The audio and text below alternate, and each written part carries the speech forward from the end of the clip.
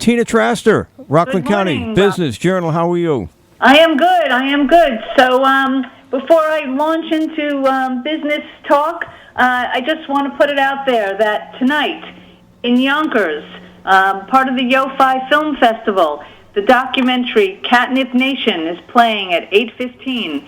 So if there's anybody out there that wants to see an award-winning documentary that deals with the people who care for our feral or stray cats and how the system works against them, come on out at 8 o'clock to Yonkers. Why would a system work against people who want to help stray cats? Well, I guess that's answered in the film. Exactly. You have no idea what a dark and shadowy situation we've got going on that is way off the radar. We've got 90 million feral cats running around in the country, and for the most part, very few enlightened communities that are doing the right thing with a process called TNR, Trap, Neuter, Return. Some communities like the village of Haverstraw and the village of West Haverstraw understand this. They had passed ordinances. We have a problem here in this country. One of the documentary tells three main stories, and in one case we have a couple in Kansas in their early 70s who were fined and nearly jailed for feeding and watering some stray cats in the alley behind their business. It is a problem all around, and again, if you have time tonight, come on out and take a look at the film. It's important. Anyway. Okay, we're a little constricted in time this morning, so other than that, what have you got? Other than that, I was going to talk about two different trends in the county. I reported last week that Bed Bath & Beyond in the mall in Palisades Center is closing. Yeah. That is another loss to the Palisades Center. We are seeing these hits left and right. Wait till 2020, when they file a tax appeal, at the same time that Clarkstown is raising taxes 4% in this budget. So, we've continued to talk about the shrinking retail landscape and the big $64,000 question is what is really going to replace it. One other story that we did last week, and I think it's not necessarily the answer to the question I just posed, but if we look at categories, commercial categories that are actually expanding, we published a story about a place called Artis Senior Living, which is a what's called memory care living facility. And that is being erected right now in Chestnut Ridge. And what memory care is instead of just a senior assisted living facility, these are specifically for people with Alzheimer's and dementia, and they're starting to pop up around the country. This particular outfit has about 25 facilities around the country. This is the first one that they're building in Rockland, and they say that it is going to be Rockland's first memory care only facility, which is opening in April. And, if you consider that the baby boomer generation will grow from 50 million today who are older than 65 to 100 million by 2035, you've got a lot of people who are potentially going to need assisted living and maybe very specifically memory care assisted living. And so I just, when I was thinking about I didn't think that the two stories, Bed Bath & Beyond closing and this facility being built, at first it didn't occur to me that they have any correlation to one another. But when you think about it, there are certain commercial opportunities, there are certain industries that are growing, and there are other industries that are certainly shrinking and not thriving.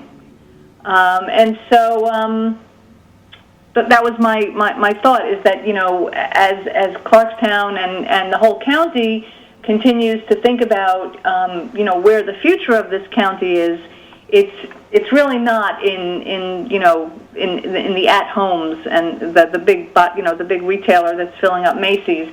It's really not in the next Chipotle. It's in other kinds of commercial opportunities. Even as we were discussing last week, the mall has to the Palisades Mall is going to have to reinvent itself.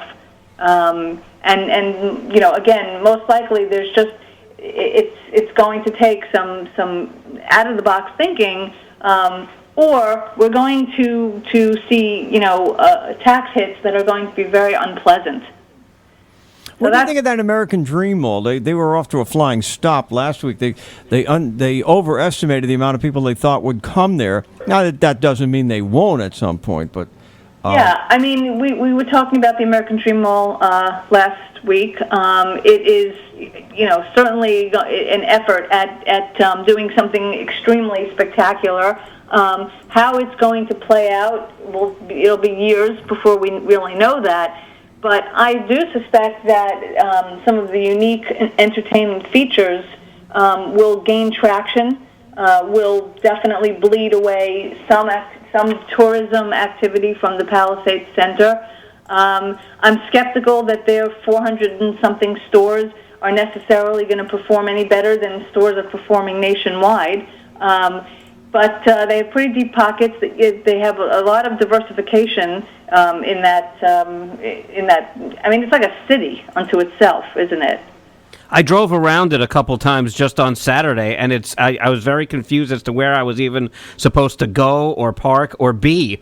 It was because it was as huge as it was. I was very confused as to where to go. It's still very much a work in progress.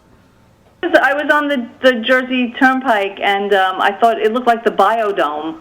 That's part. Yeah, that part. There's part of it that looks like that. Yeah, and I'm not even sure what that is. But I actually got off the exit over there. I was going to and from someplace on the Turnpike. I said, you know what? Let me stop in and I'll take a look around. And I mean, the place is tremendous, and it's right there next to MetLife Stadium where the Giants and the Jets play. So I'm not even sure which is which lot at this point, or how I'm supposed to park, or where I'm supposed to walk to. I mean, It's very not clear. No, I know. I mean, they're definitely going to have to, iron out the kinks before they're going to be able to figure out how to get people in there. But I'm guessing that they'll have, busloads of tourists, and the thing is that they have such deep pockets.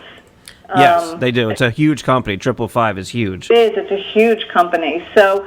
I don't think that in and of itself is necessarily, the death knell of Rockland County per se. I think we have a more endemic problem. We have a problem where we're having a retail correction, and, unless the Palisades Center becomes very creative about how to reinvent itself, and the same thing with Simon Malls and, the big hulking empty spaces that we're dealing with, the Sears Building, Lord & Taylor, JCPenney, we're going to start to feel that that moral depletion, unless there's a turnaround. I mean, it's partly perception. When you start to see empty spaces like that, there's a perception that there's not economic vitality in a place.